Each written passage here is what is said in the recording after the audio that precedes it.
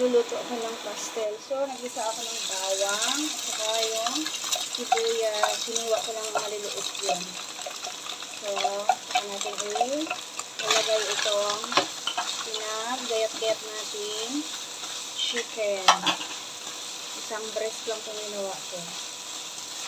Hindi na mabutan ito bukas. Ubus na ito. Diba?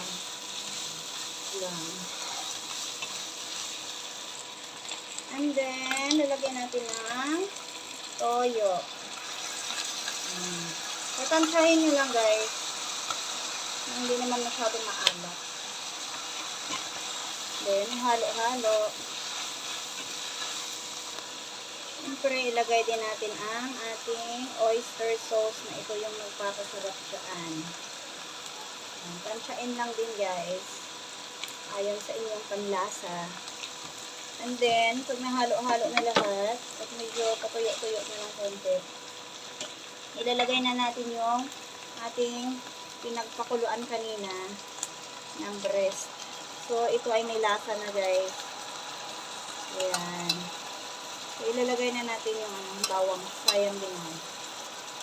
Timplado na din ito. Ayan na, guys. So, medyo tuyo-tuyo na yung sabaw niya kaninang nilagay natin. Ang last natin ilagay ay yung butter. Ito. Hinati ko lang yung isang pahaba na 1/4 ata. 1/4 yun. Hindi ko nang inubos yun kasi isang breast lang naman yung manok. So, ayan.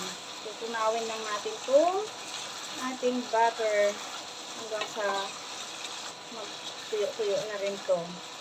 Lang, simple lang naman, guys. Yung iba naglalagay kasi ng kulay is yung atswete. So, ako hindi na naglalagay kasi nga wala akong ganun. So, kung ano lang yung available natin, yun na lang din.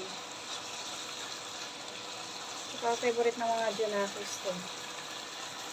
Masarap ang baon. Matipid na din siya. Ayun o, ang bango. Ang dagdag aroma yung ating butter at saka ang palasa na din. Mekos lang naman.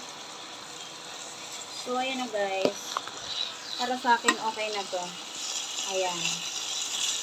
Ayan. Finish na to, guys. So, masarap na siya. Saka, sakto na yung lasa. Ayan. Thank you for watching.